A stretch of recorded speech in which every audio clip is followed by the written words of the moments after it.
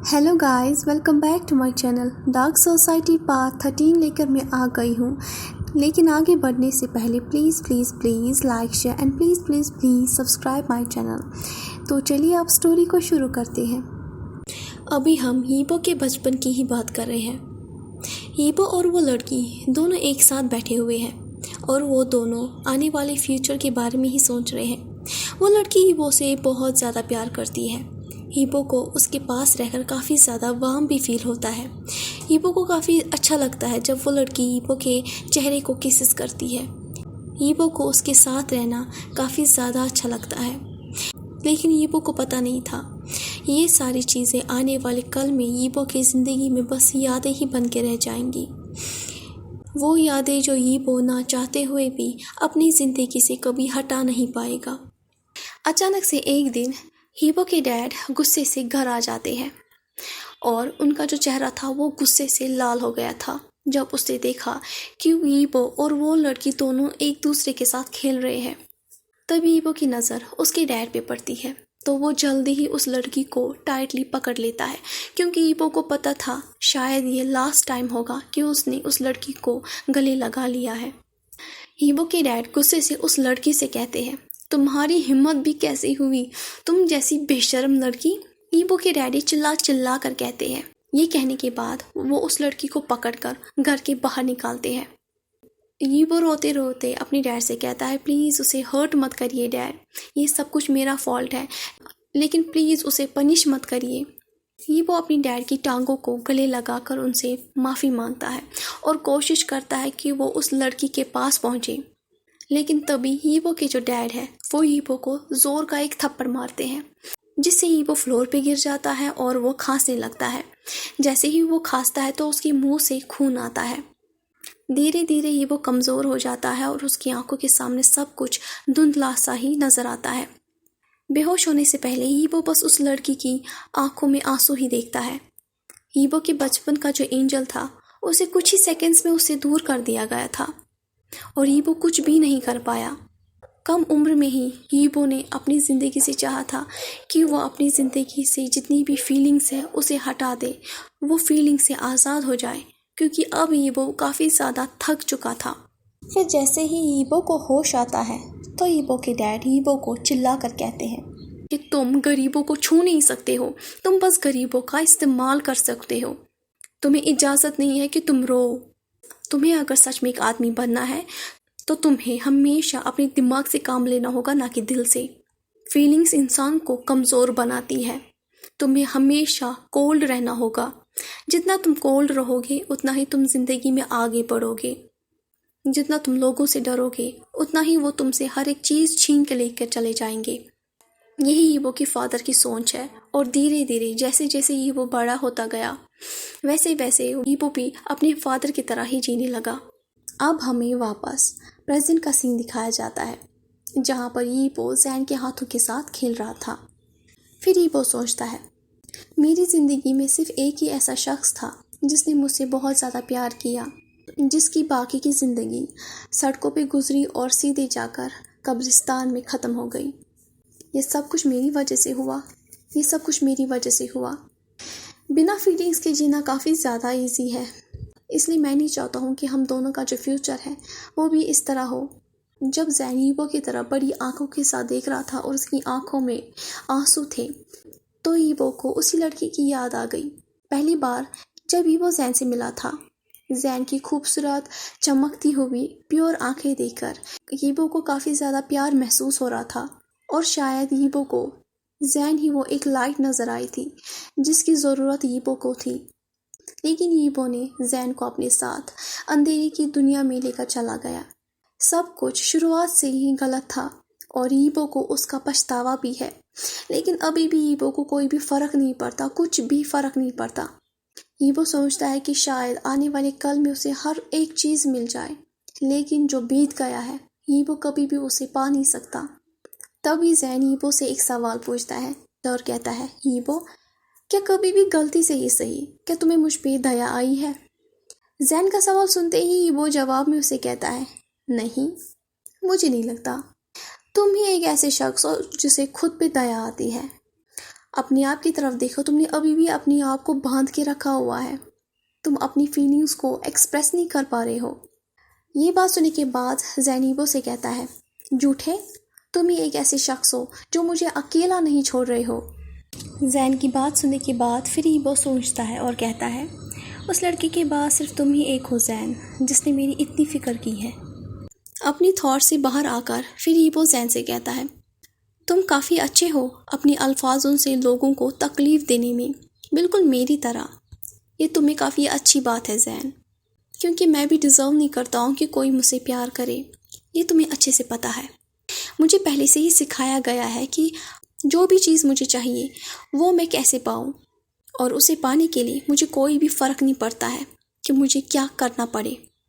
मैं जानता हूँ कि आने वाले कल में मेरी वजह से तुम्हें काफ़ी ज़्यादा हर्ट होगा, लेकिन फिर भी मैं चाहता हूँ कि तुम मेरे साथ ही रहो। मैं काफ़ी सेल्फिश हूँ, मुझे कोई भी फ़र्क नहीं पड़ता। जब मैंने पहली बार तुम्हें देखा था उसी वक्त मैंने डिसाइड किया था कि कुछ भी करना पड़े मैं तुम्हें अपने पास रखूँगा। मैं नहीं जानता हूँ कि मैं तुम्हारे लिए इतना ऑनेस्ट क्यों हूँ, मैं तुम्हें हर एक बात सच क्यों कहता हूँ। तभी जैन उसे कहता है, मुझे भी समझ में नहीं आ रहा है कि तुम्हें मैं क्यों चाहिए, जबकि तुम्हारे आसपास इतने सारे लोग हैं, तुम्हारी दोस्त है, और हाँ, वो तुम्हारा बॉयफ्रेंड ब्लॉन्ड हेयर वाला, आप तुम उसके साथ क्यों नहीं हो। हाँ। तभी ईबो जवाब में उसे कहता है, ये ज़रूरी नहीं है कि आपके आसपास हज़ारों में लोग हो, आप तब भी अकेला फील कर सकते हो। मुझे ये पसंद है और मैं ऐसे ही रहना चाहता हूँ। ये कहते हुए ईबो अपने अंगूठे और अपनी उंगली को एक दूसरे के साथ जोड़ता है और उन्हें रब करता है। ईबो यहाँ पर पैसों के बारे में इशारा दे रहा है। पैसों का इशारा देते हुए ईबो फिर ज़ोर ज़ोर से हंसता है और फिर वो कहता है, बिना पैसों के, बिना मेरी फैमिली के पावर के मैं कुछ भी नहीं हूँ। अगर मैंने ये दोनों चीज़ें गंवा दिए ना, जो मेरे आसपास के लोग हैं ना, वो मुझे अपनी ज़िंदगी से बाहर फेंक देंगे, ऐसे कि जैसे मैं कभी इस दुनिया में था ही नहीं। तभी जैन जवाब में ईबो से कहता है, मैं भी तुम्हारी दुनिया को देखना चाहता हूँ। मैं काफ़ी ज़्यादा क्यूरियस हूँ। मैं जानना चाहता हूँ कि सच में इतने घिरे हुए लोग भी होते हैं। तो ईबो जैन से पूछता है, क्या तुम भी मेरी तरह बनना चाहते हो। तो जैन जवाब में उसे कहता है, नहीं, मैं बस जानना चाहता हूँ कि ये सब कुछ ख़त्म कब होगा, ये सब कुछ ख़त्म कैसे होगा, जब तुम ये सब कुछ छोड़ोगे।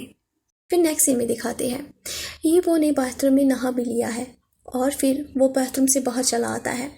तो जैसे ही वो बाथरूम से बाहर चला आता है तो वो देखता है कि जैन टेरेस पे खड़ा है। जैन के बाल अभी भी गीले हैं और उसे काफ़ी ज़्यादा अच्छी स्मेल भी आ रही है। ईबो अपने आप को हार्डली रोक लेता है कि वो जैन को टाइटली हग ना करे। जैन कहीं दूर देख रहा था। जैन का जो एक्सप्रेशन था वो बिल्कुल खाली खाली सा ही था, जिसे देखने के बाद ईबो को महसूस होता है कि एक परिंदा जो कि सोने के पिंजरे में कैद किया गया हो। जैन को देखने के बाद ईबो फिर अपनी ग्लास में वाइन डालता है और फिर सीधे जैन की तरफ चला जाता है। फिर वो एक ग्लास जैन को देता है। वाइन का ग्लास देखने के बाद जैन फिर ईबो से कहता है, इस टाइम अब तुमने इसमें क्या डाला है। तो ईबो कहता है, कुछ नहीं। तो जैन उसे कहता है, क्या सच में मैं तुम पे भरोसा करूं। ईबो को पता है कि जैन को पता है कि इसमें कुछ नहीं डाला गया है, लेकिन फिर भी वो बस ऐसे ही पूछ रहा है ताकि मैं उसे कुछ जवाब में कहूँ। तो ईबो से कहता है, भरोसा नहीं, हम दोनों एक दूसरे पे भरोसा कैसे कर सकते हैं जबकि हम दोनों अपनी आप के साथ ही धोखा दे रहे हैं। तभी जैन ईबो से कहता है, अब तुमने क्या सोचा है, तुम ये सब कुछ कब छोड़ने वाले हो। तो ईबो से कहता है, नहीं, किस लिए छोड़ूं, मैंने तो कभी नहीं सोचा कि मैं ये सब कुछ छोड़ के यहाँ से चला जाऊँ। यहाँ पर ये लोग बात कर रहे हैं ईबो की प्रॉपर्टी जो ईबो शो ऑफ करता है, इन सब चीज़ों के बारे में, ईबो की जो डार्क जिंदगी है, डार्क सोसाइटी, इन सब चीज़ों के बारे में बात कर रहे हैं। ईबो जैन की तरफ ही देख रहा था। ईबो को शायद इल्यूजन से महसूस हो रहा था कि जैन हल्का सा स्लाइडली मुस्कुराया था। तभी जैन ईबो की तरफ आता है, उसके क्लोज आता है, फिर वो उसके मेंशन के बिल्कुल बगल वाले मेंशन की तरफ पॉइंट करता है और फिर उसे कहता है, वहाँ कौन रहता है। ईबो से कहता है, उस वाले मेंशन में मेरे पेरेंट्स रहते हैं। तो जैन उसे कहता है, और ये वाला मेंशन तुम्हारा है, यहाँ पर सिर्फ तुम रहते हो। ईबो से कहता है, हाँ, इस वाले मेंशन में मैं पार्टीज रखता हूँ और जो कुछ भी मुझे करना होता है मैं वो करता हूँ। मेरे पेरेंट्स मुझे तभी बुलाते हैं जब उन्हें मेरी ज़रूरत होती है, कभी मीटिंग के लिए, कभी इंटरव्यूज़ के लिए, कभी फ़ोटोशूट के लिए, और कभी ये देखने के लिए कि मैं हेल्दी हूँ या नहीं, मैं ठीक ठाक दिख रहा हूँ या नहीं। मेरी जो फैमिली है ना, वो बहुत ही बड़ी एडवर्टाइजमेंट जैसी है और लोग सच में हमें खरीद भी लेते हैं। ईबो की बात सुनते हुए जैन यॉर्निंग करता है और यॉर्निंग को देखते हुए ईबो को रियलाइज़ होता है कि काफ़ी देर से वो दोनों बात कर रहे थे और ईबो को भी पता ही नहीं चला कि वो लोग बात करते करते कब गहराई तक चले गए। तभी जैन ईबो से पूछता है और कहता है, मुझे सोना कहाँ पर है। ये कहते हुए जैन वापस रूम में चला जाता है। तो जवाब में ईबो से कहता है, तुम्हारी मर्जी, लेकिन मैं तुम्हें बता देना चाहता हूँ, बिना लाइट्स के मैं सोता नहीं हूँ।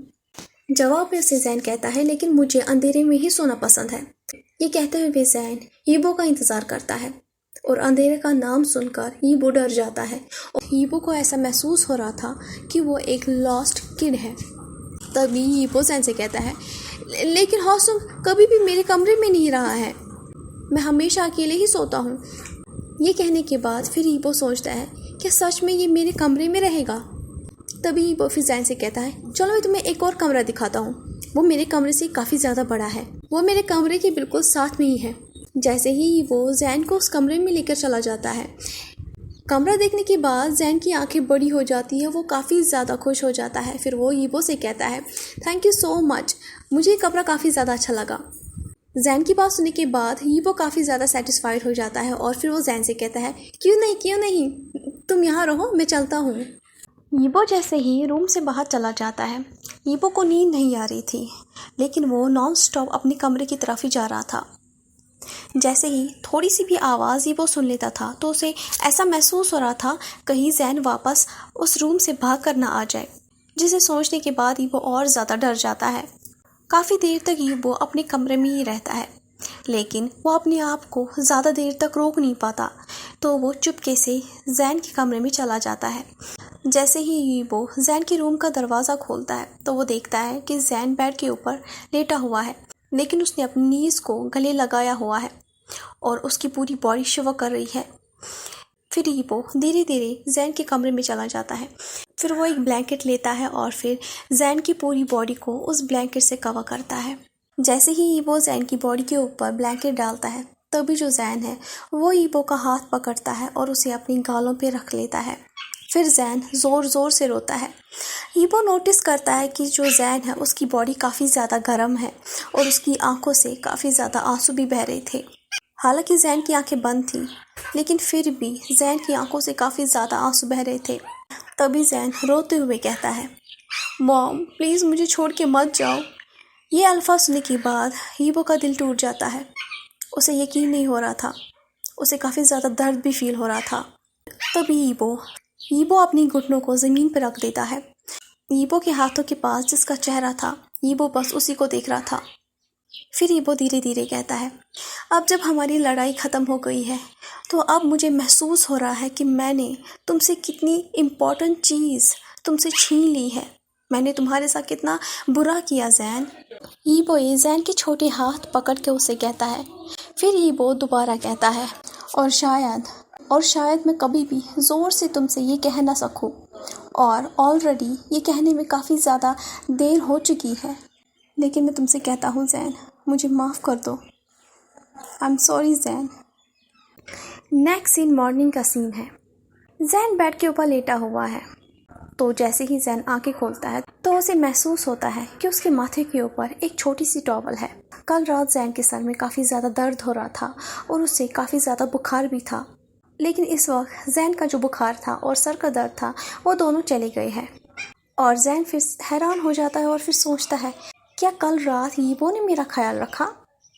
जैन जब नींद में था उसे कुछ ही बातें याद है कि उसे किसी ने छुआ था और कोई उसके सामने धीरे धीरे बात कर रहा था, लेकिन एग्जैक्ट वो क्या कह रहा था जैन को कुछ भी याद नहीं आ रहा था। फिर जैन सोचता है वो कुछ इम्पोर्टेंट नहीं होगा, ईबो से मैं कभी एक्सपेक्ट कर भी नहीं सकता हूँ, लेकिन ईबो से किसने कहा था कि वो मेरा ख्याल रखे जब मैं बीमार हूँ? क्या मैं यहाँ पर इसलिए नहीं हूँ कि मैं ईबो की डिज़ायर को पूरा करूँ? जैन काफ़ी ज़्यादा थका हुआ महसूस कर रहा था। फिर वो अपने बेड से उठता है और फिर ईबो को ढूंढने के लिए चला जाता है। घर में चारों ओर घूमते घूमते जैन को महसूस होता है कि घर काफ़ी ज़्यादा बड़ा है, कहीं जैन इस घर के अंदर ही खो न जाए। जैन हीबो का नाम बार बार चलाता है लेकिन कोई भी जवाब नहीं मिलता। फिर जैन हीबो के कमरे में चला जाता है।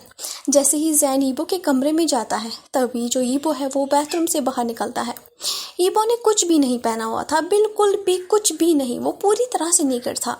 जैन जैसे ही हीबो को बिना कपड़ों के देखता है तो वो कंफ्यूज हो जाता है कि अब वो क्या करेगा, यहाँ से चला जाऊँ या यहीं पर रहूँ। जैसे ही हीबो जैन का रिएक्शन देखता है तो वो हल्का सा मुस्कुराता है। फिर वो जैन के नज़दीक आता है